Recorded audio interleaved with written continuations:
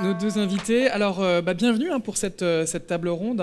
Je crois qu'on a 35 minutes. On doit arrêter vers 16h15. On va parler donc de publicité. Avant ça, on va peut-être se présenter rapidement.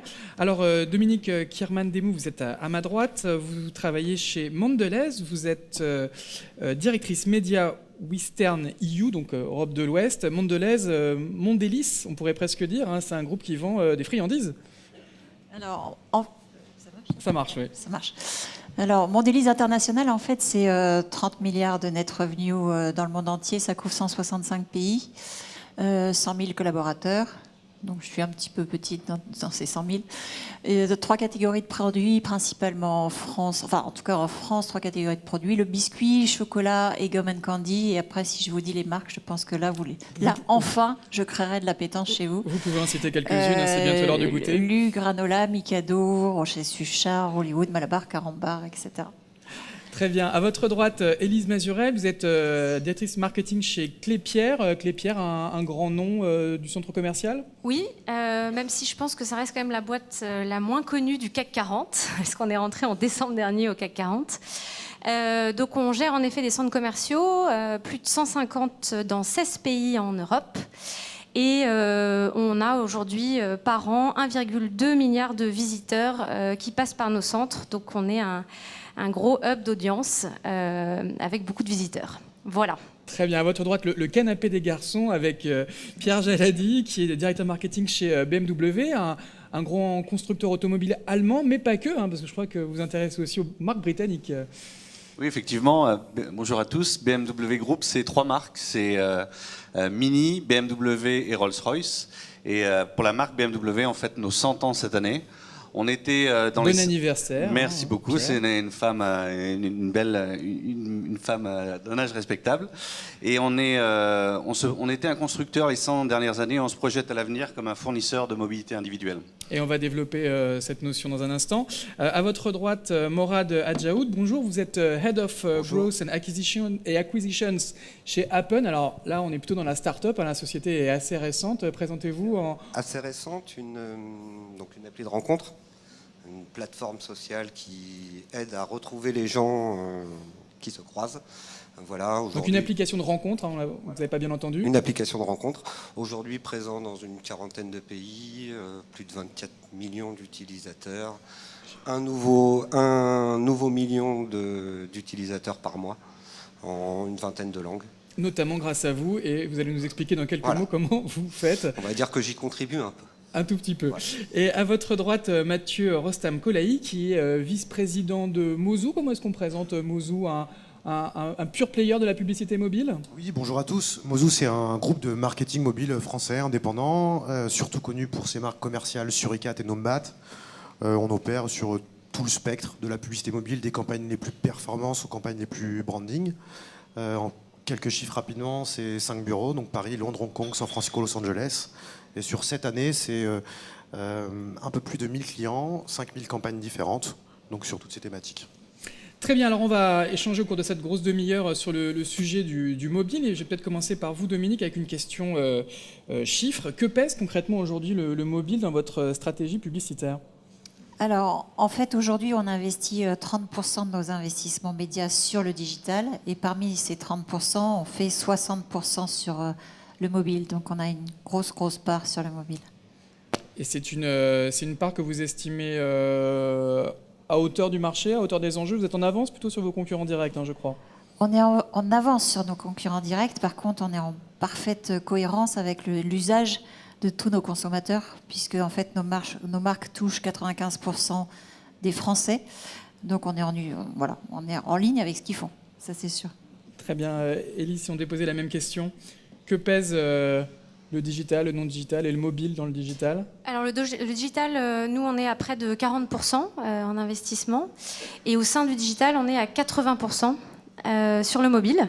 80%? Oui, parce qu'il joue un rôle clé pour nous, pour 2 raisons. La première, c'est que nous, nos plans médias, ils sont très centrés sur des zones de chalandise, ils sont très locaux. Et c'est vrai que le mobile est une formidable opportunité de faire du ciblage très géolocalisé. On Donc va y ça, c'est le revenir, premier ouais. point. Et la deuxième raison, c'est que aujourd'hui, l'usage de nos sites est d'abord mobile, parce que les gens se renseignent beaucoup une fois qu'ils sont dans les centres. Et il faut savoir qu'aujourd'hui, 70% de nos visites sur nos sites viennent du mobile. Donc de ce point de vue-là, on est plutôt en avance, en France en tout cas. Après, complètement en ligne avec Dominique pour dire qu'aujourd'hui, on est complètement en ligne avec les usages, parce qu'aujourd'hui, sur les 25-49 ans qui sont notre cœur de cible, 77% sont des mobinautes. Donc plutôt en ligne là-dessus. Pierre, même question pour BMW. Que pèse le digital dans vos investissements publicitaires et que pèse le mobile dans vos investissements digitaux? Alors pour nous, le digital, c'est à peu près un tiers, entre un tiers et 40%. En revanche, le mobile, c'est un peu plus d'un tiers aussi. Ça correspond aussi à notre cible et on cherche aussi au travers du digital, et on voit encore que sur le segment premium, en tous les cas, le desktop reste encore une part importante, même si on voit la bascule sur 2017 arriver avec une part de mobile qui risque de devenir prédominante. Alors si on met de côté Rolls-Royce, qui a, j'imagine, une stratégie marketing particulière, est-ce qu'il y a des différences entre la marque BMW et la marque Mini? Peut-être la marque Mini touche un peu plus les jeunes et que la part d'investissement est plus élevée, non? Oui, alors moi, je parle au nom de BMW, et effectivement, Mini serait probablement plus proche des chiffres qu'on a annoncés ici.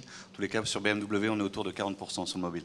Très bien. Alors Morad, je ne sais pas si la question est pertinente pour un pur player du digital comme Apple, mais aujourd'hui, vous faites exclusivement de l'investissement digital et principalement mobile? Alors, principalement digital, évidemment, pas que. Ça On vous nous a- entend pas très bien. Pas que, Ouais. puisque on a été en télé en début d'année en France, donc ça nous arrive également de faire du off. Aujourd'hui, on a un café éphémère rue des Archives jusqu'à la fin d'année, donc on peut faire Donc de vous testez des l'opération formats, street, évidemment. Concernant nos investissements digitaux, donc on va dire qu'on est à 70-80% digital, et la part de mobile dans le digital, de par le produit qui est aujourd'hui 100% mobile, temps réel et hyper local, nos investissements digitaux sont 100% mobiles. Et c'est un gros budget, je crois, chaque mois. C'est un budget conséquent. On peut le donner ou pas? On va le calculer. C'est un peu. Si on comptait en Rolls-Royce. Si on compte je connais pas alors l'entrée de gamme ou la vraie Rolls-Royce. Non, un budget conséquent. Un budget conséquent qui est réparti sur une quarantaine de pays. Donc aujourd'hui, on acquiert 1 million et demi de nouveaux utilisateurs avec des coûts d'acquisition qui sont très largement inférieurs à 1 euro. Très bien, donc on peut imaginer que c'est des budgets de l'ordre du million d'euros chaque mois dépensés en tout cas en publicité. Je vous laisse faire le calcul. Ce qui doit être le prix d'une Rolls-Royce, Pierre, rassurez-moi. Pas très loin. Pas très loin. Mathieu, aujourd'hui, est-ce que... 100% mobile. 100% mobile, évidemment, pour un pure player du mobile, mais est-ce qu'aujourd'hui les investisseurs, les annonceurs, sont en phase avec les usages? On dit souvent que les usages sont majoritairement mobiles, qu'on est au-delà des 50%, parfois 70-80% dans certains pays émergents, et pourtant les budgets investis en publicité mobile sont souvent aux alentours de 25-30%. Vous opérez en Grande-Bretagne, ça doit être un des marchés les plus matures aujourd'hui en Europe. Est-ce qu'il n'y a pas un léger décalage, un léger retard? Le déséquilibre en France est très clair, mais ça dépend de quel territoire on parle. Au niveau mondial, il y a 50% de l'usage qui est mobile, 50% des investissements qui le sont aussi. Donc le déséquilibre, il est plus présent en France qu'ailleurs. Les chiffres qu'on voyait tout à l'heure, avec en moyenne 29% des dépenses digitales en France qui étaient sur le mobile, c'est déjà inférieur à ce qu'on opère, nous, en Grande-Bretagne. Aux États-Unis, c'est 35-40%. Donc il y a un déséquilibre flagrant en France, mais qu'on n'aperçoit pas du tout dans les autres pays. On est opérationnel en Chine, c'est l'inverse. Il y a presque plus de dépenses que d'usage. Donc, déséquilibre est flagrant, mais... Comment est-ce qu'on pourrait expliquer ce léger retard des investisseurs, des annonceurs français sur ce média? On a combien de temps là pour répondre à cette question? Il y a une question culturelle, il y a une question, pendant longtemps, on s'est posé la question de l'opérabilité, de campagnes vraiment scalables sur mobile. Aujourd'hui, nous, on est persuadés qu'on devrait dépenser déjà beaucoup plus d'argent qu'aujourd'hui sur le mobile. Tout est là. Pendant longtemps, il y a eu des problèmes, on y reviendra, je crois, mais des problèmes d'attribution, des problèmes de mesure. On va y revenir. Ouais. C'est plus qu'à aujourd'hui. Donc c'est culturel, je pense. Très bien. Alors on va essayer de bien comprendre justement les usages qui sont faits de la publicité mobile. Dominique, chez Mondelez, quels sont vos usages de la publicité mobile? C'est du branding, c'est de la performance, c'est de la génération de visites en point de vente? C'est quoi exactement vos priorités? Alors, En fait, c'est vrai qu'on parle souvent de branding, de performance ou de drive to store. Moi, je trouve, enfin, ça n'engage que moi, hein, encore une fois, mais je trouve que c'est assez réducteur par rapport à... Il ne faut pas opposer ces leviers. Oui, et puis c'est assez réducteur par rapport à tout ce qu'on peut faire avec le mobile. Aujourd'hui, nous, la façon dont on l'utilise, la première priorité, c'est de faire du reach, puisqu'à partir du moment où on est consommé par 95% des foyers français, on cherche à viser... Enfin, 95% des Français, on cherche à les toucher tous, et le mobile est le média roi pour ça. Ensuite, la deuxième priorité, c'est qu'on a, nous, des consommateurs qui nous consomment toute l'année. Donc, la deuxième façon de l'utiliser, c'est de l'utiliser en continuity planning, et donc toute l'année. Et puis après, le troisième objectif qu'on a, c'est de suivre le parcours d'achat de nos consommateurs. Et ce parcours d'achat, il est composé de 5 étapes.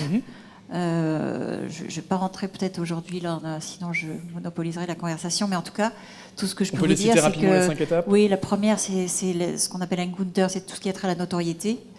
La deuxième, c'est ce qu'on appelle Explore, c'est tout ce qui a trait à, une fois que le consommateur nous connaît, il va rentrer en interactivité avec nous.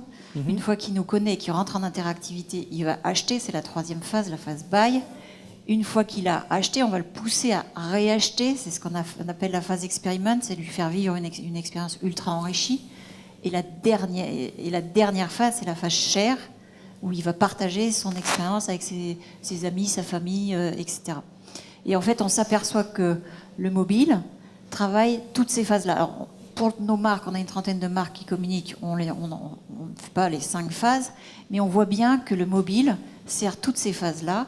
Et en aucun cas, il peut être amené à du branding ou de la performance. On ne peut pas le réduire à un objectif. Franchement, non. Il couvre l'intégralité de vos problématiques. Il couvre l'intégralité des problématiques. Après, ce qui fait la différence, c'est la façon dont on va l'utiliser.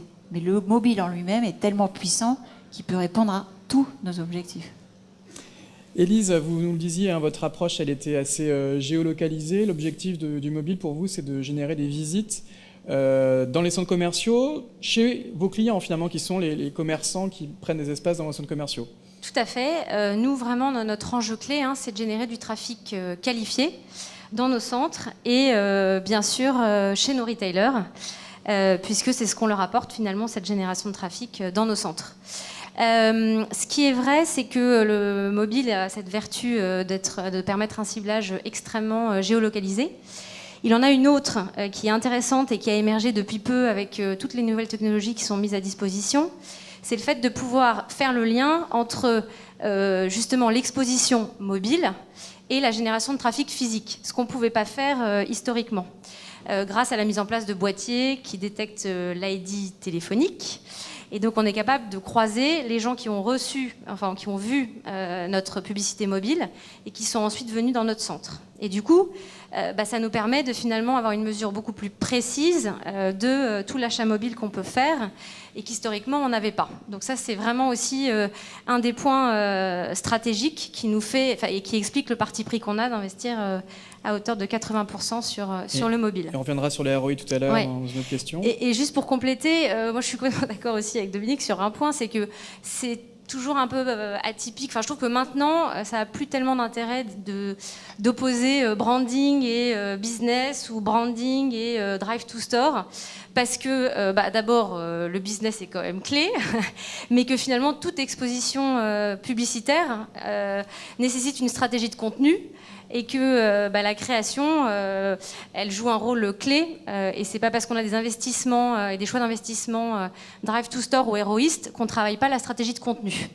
Et donc finalement, toute exposition publicitaire est aussi partie prenante du branding. Voilà. Pierre, pour BMW, c'est quoi vos objectifs? J'imagine faire du branding pour la marque, mais aussi générer des visites dans les concessions qui vendent vos véhicules? Oui, tout à fait. Et je vais paraphraser, je suis complètement aligné à ce qui vient d'être dit. Un point important, on voit que de plus en plus, et notamment dans les médias et en publicité, il y a des exclusifs mobiles. C'est-à-dire qu'on trouve le mobile devient un lieu où on peut toucher qu'une certaine partie de la population. Donc sur certaines cibles, et notamment sur le premium, on voit que le mobile est justement une manière de pouvoir toucher des personnes qu'on ne pourrait toucher nulle part ailleurs, puisque la télé, la radio ou le desktop ne sont plus des lieux où on peut les avoir directement. Donc pour nous, c'est un enjeu aussi de reach au global, et après, que ce soit pour la performance, du branding, selon les formats, ça c'est à définir en fonction des objectifs. Mais pour nous, ça devient quasiment une catégorie en soi de pouvoir toucher les mobinotes exclusifs. Et vous avez cette problématique aussi de générer des visites en point de vente, avec tout à fait. cette localisation des concessionnaires BMW. Exactement, on a 160 concessions en France, un brand store sur Paris, avenue Georges V, et de pouvoir faire des campagnes extrêmement géolocalisées, mais les mêmes problématiques que les retailers, pour pouvoir avoir un trafic qualifié, et avec une problématique qu'on partage, ce qui est de pouvoir encore mieux qualifier et mieux traquer les parcours de nos prospects et de nos clients lorsqu'ils arrivent en concession. On peut vendre aussi par Internet un véhicule ou c'est pas On peut le sujet faire. On peut le faire sur les modèles électriques. Aujourd'hui, on peut acheter directement en ligne un modèle. C'est une tendance de l'avenir. Aujourd'hui, en revanche, notre concessionnaire reste au cœur du dispositif, ne serait-ce que pour la mise en main de nos voitures, qui sont de plus en plus technologiques, ou pour les services après-vente, bien sûr. Morad, vous nous disiez, votre métier, c'est de générer des rencontres. Appen est un site de rencontres, et j'imagine que votre objectif, en tant que spécialiste de l'acquisition, c'est de générer des téléchargements et des usages de cette application. Complètement d'accord. Je rejoins Dominique et tout ce qui a été dit. La dichotomie branding, performance, aujourd'hui, je pense qu'elle s'est dépassée. On va parler de brandformance aujourd'hui quand on fait brandformance. De brandformance. Aujourd'hui, quand je fais une campagne télé. Est-ce que c'est de vous, Joël de Ronet? C'est certainement de Joël de Ronet. Typiquement, je reviens sur le discours de Monsieur de Ronet. Le positionnement d'Appen, il est assez simple. On est dans la sérendipité amoureuse. Donc c'est bien, la sérendipité amoureuse. C'est bien, ça c'est de vous, c'est de Morad Adjaoud. L'avantage, c'est que j'ai pas besoin de définir le mot, puisque Joël l'a fait juste avant. Donc on va à la fois avoir une stratégie branding, à la fois une stratégie héroïste. On regarde des indicateurs qui vont être différents, que ce soit le top of mind, la notoriété, quand on est sur une campagne très branding. Mais quand bien même on est en télé en France, on va suivre nos téléchargements. Oui, c'est quand même votre priorité, faut que ça télécharge. Surtout l'inscription. On va au-delà aujourd'hui du téléchargement. Ça fait 10 ans que c'est l'année du mobile en France, donc on va espérer que cette année est la bonne. Voilà, donc, mais voilà plutôt notre approche. L'avantage aussi, c'est que chez Appen, on a intégré la publicité. Donc j'ai à la fois la casquette d'annonceur qui diffuse et qui communique excessivement sur le mobile, mais également propose une expérience utilisateur. Et aujourd'hui, on va plutôt parler d'expérience utilisateur plutôt que de stratégie branding ou performance. C'est aujourd'hui qu'est-ce qu'on va apporter à l'utilisateur et comment on va s'exposer pour justement pas le déranger et favoriser et nourrir notre marque. Très bien, Mathieu, on l'a dit, mais il ne faut plus opposer performance et branding. Le mobile est présent à toutes les étapes. Exactement, je suis d'accord avec tout ce qui a été dit, évidemment. Pour compléter ce que disait Morad, les Anglais ne se posent pas la question, les Anglo-Saxons. C'est la première fois.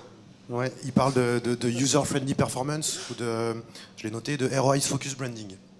Donc dans les deux cas, ils travaillent sur des campagnes, sur des média planning qui vont intégrer la notion de branding, la notion de performance. C'est pas un effet d'aubaine, j'achète à la perf et du coup je fais la promotion de ma marque au passage? Ils peuvent aujourd'hui se permettre de le demander. Ouais. Mais par exemple, on parle de l'Angleterre, ils investissent 7 fois plus sur mobile que les annonceurs français. C'est pas un marché qui est 7 fois plus gros en termes de population ou même de somme à dépenser. Donc il y a une réalité, c'est que quand on arrive alors je ne vais pas vendre ma sauce aujourd'hui, mais quand on arrive à cumuler les intérêts d'une belle campagne de branding et qui génère de la performance, évidemment ça intéresse l'annonceur. Et après, de manière plus globale, la publicité, ça sert à vendre à un utilisateur un produit. Quand Dominique parlait des 5 étapes, chacune de ces 5 étapes, elle va mélanger au final un petit peu de branding et de performance. Donc non, les opposer, c'est dommage. Le mobile, c'est le seul à pouvoir faire du branding, de la performance, du drive to store et être mesuré. Parlons du coup aussi un petit peu des formats qu'on peut utiliser sur le mobile. Alors longtemps, la publicité mobile, c'était des petites bannières, peut-être un petit peu trop petites d'ailleurs au goût de beaucoup d'annonceurs. Aujourd'hui, on a beaucoup d'autres options, les native ads, la vidéo, les applications, les jeux. Chez Mondelez, comment vous voyez tous ces différents formats et lesquels ont votre préférence ? Alors, En fait, je suis abonnée aux 60%, donc tout à l'heure je disais qu'on faisait 60% de mobile, mais on fait aussi 60% de nos investissements digitaux sur la vidéo, donc c'est notre plus gros format. Là, on est en train de tester avec Cara, je vois Nicolas devant, on est en train de tester la vidéo verticale. On a beaucoup testé les jeux. Ça nous a énormément porté chance. On a fait une opération l'année dernière avec Milka Biscuit Saga, où on avait 9 jeux téléchargés à 1,5 million, d'ailleurs c'était avec vous, hein, merci beaucoup. Donc beaucoup de jeux, et puis la géolocalisation aussi. Je pense que d'une manière générale, à partir du moment où on marie émotion, humour, jeu, déjà on a un peu gagné sur le mobile. Je crois que vous avez fait des choses aussi assez innovantes avec Snapchat, je ne dis pas de bêtises. On a fait avec Snapchat et Nicolas, devant, la première opération FMCJ sur le Snapchat, avec une lentille. Cette opération, en fait, on a touché... Donc on se changeait les yeux, c'est ça, par des biscuits Oreo. Oreo. Voilà, c'était avec Oreo, on jouait, on le mettait où on voulait, on changeait les yeux, on faisait ce qu'on voulait. On mettait la langue comme ça, tout ce qu'on voulait avec.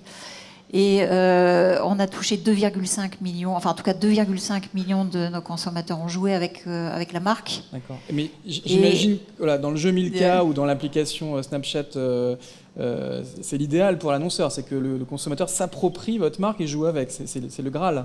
C'est le Graal, et puis ça permet en fait de clore. En tout cas, ça donne des éléments de réponse à tous les débats qu'on a pu avoir sur tout ce qui est adblocker. Et du coup, nécessairement, quand le consommateur devient l'acteur de notre marque, il ne va pas du tout la bloquer derrière. Au contraire, donc, ouais. au contraire, et à chaque fois, on voit sur le jeu Milka, on avait fait 1,5 million. Sur le jeu là, avec Snapchat, on a fait 2,5 millions. Sur Snapchat, ils l'ont même partagé avec 700 000 de leurs amis. Ils l'ont mis dans leur story. Donc on voit, et derrière, en une journée, on a fait 6,5 millions de contacts. On voit que c'est passe monstrueux. de l'adblock à l'adshare, quoi. On partage la pub. Oui, alors là, j'invite qui inviterait à... On va l'attribuer à Joël de René. Oui, à Joël de René. Moi, je ne suis pas une spécialiste du tout des mots, mais plutôt des chiffres. Mais voilà, c'est l'idée, en tout cas. C'est l'idée. Elise, d'ailleurs, vous disiez tout à l'heure, hein, l'important, c'est le contenu, finalement, dans la publicité, pour que les gens y adhèrent. C'est clairement le contenu. Hein. Nous, on le voit que ce qui fonctionne très bien, c'est tous les contenus liés aux événements qu'on peut faire dans nos centres. Parce que ça joue sur l'aspect communautaire, et je pense qu'on rejoindra des choses qui ont été dites avant. Et aussi, bien sûr, l'intérêt de vivre ces événements physiques en communauté. Et pour prendre un exemple très concret, on a lancé en avril dernier le premier casting physique des reines du shopping dans nos centres. Et l'ampleur du dispositif sur le digital a été immense. Hein. On a fait aussi de la vidéo teasing de l'événement sur Facebook, sponsorisé, et on a généré plus de 3 millions de vues, nous aussi. Donc ça, c'était extrêmement positif, et ça montre aussi la vertu du mobile pour travailler ces communautés d'abord, et pour amplifier des dispositifs très physiques. Et là, on est au cœur du cross-canal, et qu'on voit que le mobile sert aussi à amplifier des phénomènes peut-être plus physiques, et amène les gens dans les centres, hein, parce que ça a généré beaucoup plus de trafic additionnel. Et après, il y a quand même un autre aspect, c'est le choix des médias, quand même, au sein du mobile.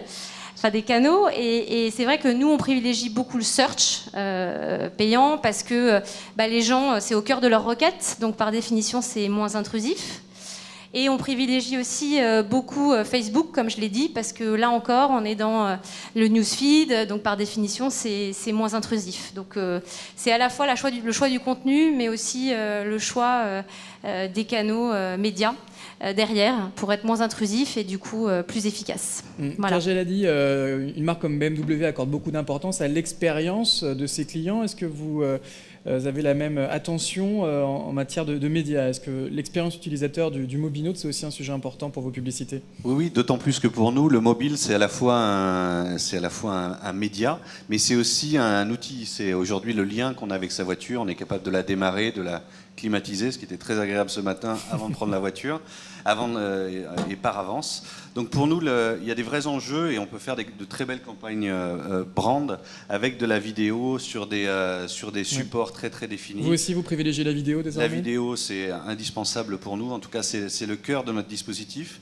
Et puis, ça permet aussi de nouvelles opportunités, puisque on voit que le développement de beaucoup d'apps de mobilité, des Spotify, des Deezer, des Waze, je sais qu'ils sont ici, qui nous permettent justement de pouvoir être présents, donc d'avoir une pertinence de publicité sur des applications mobiles dans un contexte de mobilité.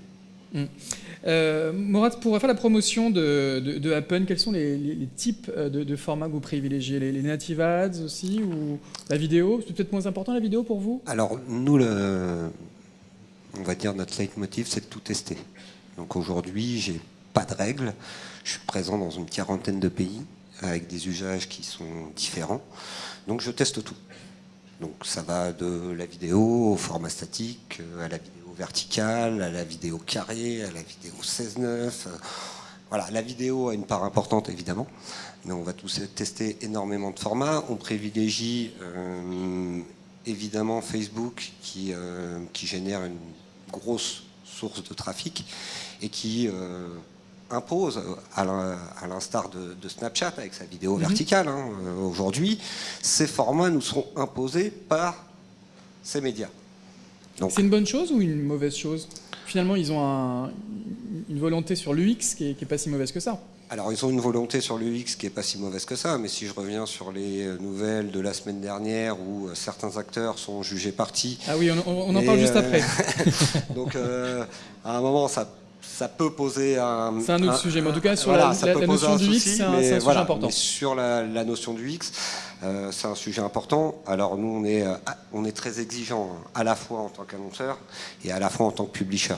Donc, en tant que publisher, on va proposer des formats... qui vont privilégier l'expérience utilisateur, en tout cas ne pas l'altérer.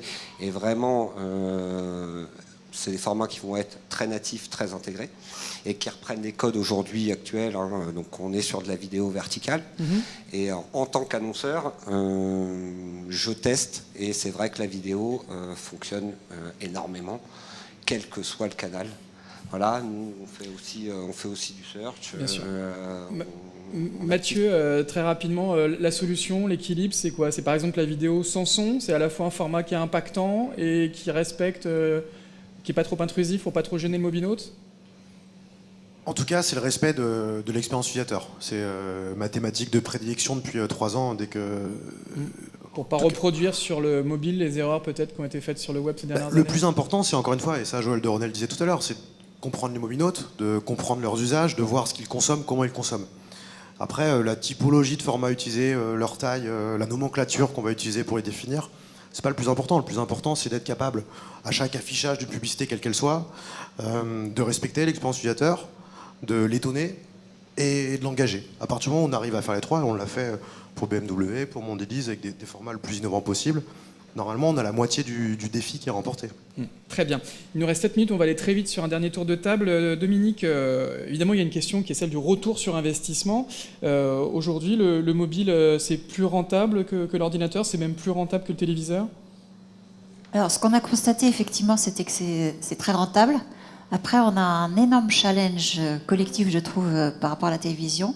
C'est l'effet halo. C'est-à-dire quand on communique en télévision sur une marque comme Lu, qui derrière a une dizaine de marques, chacune des marques, quand on communique en télévision, a un effet halo sur l'autre. Et on n'a pas encore trouvé, donc là j'invite tous les créatifs qu'il peut y avoir partout en France ou dans le monde, on n'a pas encore trouvé un système qui permettait d'optimiser cet effet halo. Quand on communique sur Milka Biscuit, par exemple, que ça a un effet halo sur Milka Chocolat, ou quand on communique sur Lu Petit Prince, que ça a un effet halo sur d'autres, enfin granola, tout ce que vous voulez. Et voilà, c'est un vrai enjeu du digital, enfin du mobile et du digital d'une manière générale, c'est l'effet halo, enfin en tout cas pour moi. D'accord, en tout cas c'est pour vous un type d'investissement qui est rentable et vous allez évidemment poursuivre vos investissements sur le mobile. On va évidemment poursuivre nos investissements sur le mobile et on va aussi travailler l'aspect créa pour arriver à optimiser cet effet halo. Très bien. Chez Clépierre. Alors nous, c'est un peu différent. Comme je disais, on est sur des zones de chalandise extrêmement locales. Donc pour le coup, la télévision est moins pertinente que le mobile. Vous, votre média historique, c'est le prospectus? Oui, voilà. En gros, le mobile est venu remplacer le traditionnel tract qu'on pouvait avoir historiquement. Il est plus performant parce que plus ciblé, moins cher, etc. Et du coup, on a moins. Enfin, c'est clair que la télévision est beaucoup moins pertinente par rapport à nos enjeux de zone de chalandise. Et ce qui est vrai, c'est que, comme je disais tout à l'heure, maintenant, on a ces fameux outils de mesure qu'historiquement on n'avait pas, pour faire le lien entre push mobile et génération de trafic in-store. Et aujourd'hui, par exemple, vous êtes capable de quantifier combien vous donc coûte une visite? On a donc mis ces fameux boîtiers dans nos centres en test, et dans les opérations qu'on a pu faire, que ce soit au moment des événements ou encore des jours XXL, qui est notre équivalent Black Friday qui vient de se terminer. Donc on envoie des push mobiles et derrière on est capable de savoir à qui on les a envoyés et qui ensuite est venu dans nos centres via la détection de l'ID téléphonique.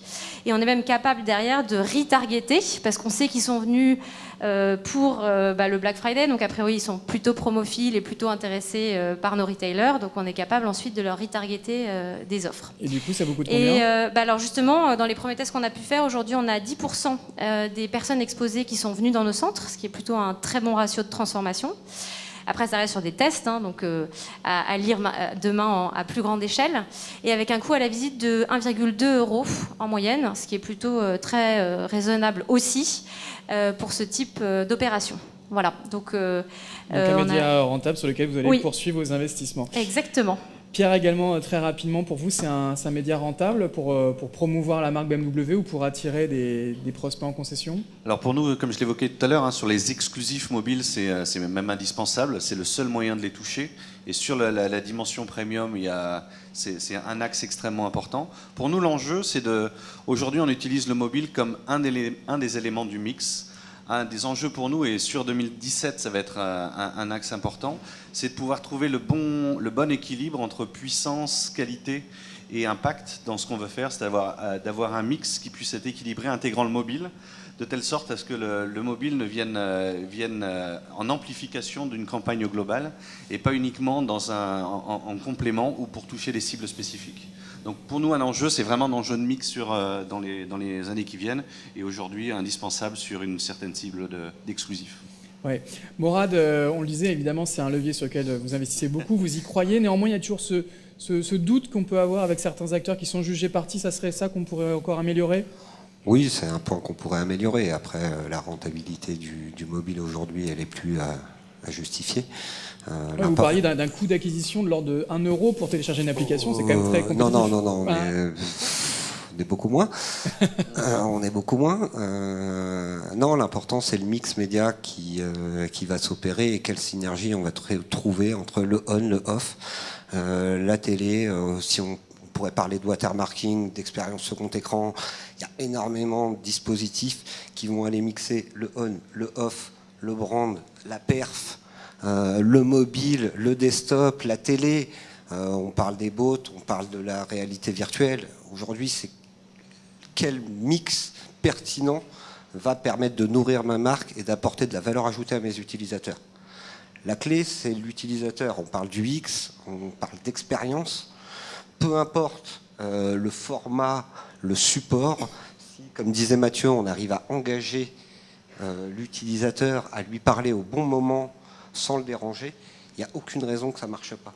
La question de savoir si je dois intégrer la publicité ou pas la publicité, est-ce que ça va déranger mes utilisateurs ou pas mes utilisateurs, le débat, il n'est pas là. C'est comment je m'adresse à eux. Comment je m'adresse à eux, comment je préserve leur expérience. Mathieu, il nous reste une grosse minute. La pub mobile, ça marche? Un peu dur. Non, ça marche très bien, évidemment, comme on le disait, comme on l'a vu. Je ne sais pas si j'opère la conclusion. Ça va être l'heure. C'est ambitieux. Ça répond à toutes les problématiques des annonceurs aujourd'hui. Juste sur la dernière partie, sur la partie rentabilité, il faut aussi considérer tout l'invisible. Il y a 65% des utilisateurs qui vont commencer en général une transaction, quelle qu'elle soit, avant de la terminer à un autre moment. Donc le mobile, Oui, ça cette peut être le problématique de la démarrage mesure de cross-device, l'expérience. hein, on sous-estime du coup le poids du mobile parfois. Vraiment, Je n'ai pas vu. j'essaye pas de prêcher seulement pour ma paroisse. En pensant à nos expériences utilisateurs, on va d'abord comparer des prix sur notre smartphone.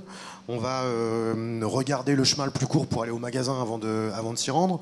En magasin, on peut aussi continuer à comparer ou rechercher des promotions. Donc, et tout ça, c'est pas comptabilisé dans la mesure de la rentabilité. Donc le mobile, évidemment, Et plus gros qu'on ne le pense. c'est un prolongement utilitaire de soi. Il ne faut pas le voir comme un device, il faut le voir comme, et Joël de Ronel disait bien mieux que moi, c'est un prolongement naturel de notre cerveau, c'est une augmentation de l'homme. Donc à partir du moment où on considère que cette augmentation, il y a des annonceurs qui ont la chance de pouvoir payer pour y être présent, ça devrait être encore plus investi, ouais, à mon sens. Très bien, en tout cas merci à tous les 5. On vous invite à acheter des biscuits Mondelez, des marques notamment Oreo, ou à jouer avec l'application. On vous invite à aller dans les centres commerciaux Clépierre. Quel est le plus proche d'ici, Élise ? Alors le plus proche d'ici, c'est les passages de Boulogne. Très bien, Voilà. Allez au passage pour les fêtes de fin d'année. On vous invite à acheter une BMW, n'est-ce pas Pierre, hein, N'hésitez pas. Une bonne c'est idée drôle. de cadeau de Noël. On vous invite à faire des rencontres sur Appen, n'est-ce pas Morad, et à télécharger l'application. Et puis si vous voulez faire des campagnes publicitaires, Mathieu sera là sans doute pour vous Avec plaisir, proposer merci. ces solutions. Merci à tous les Merci 5. beaucoup. On fait une petite pause.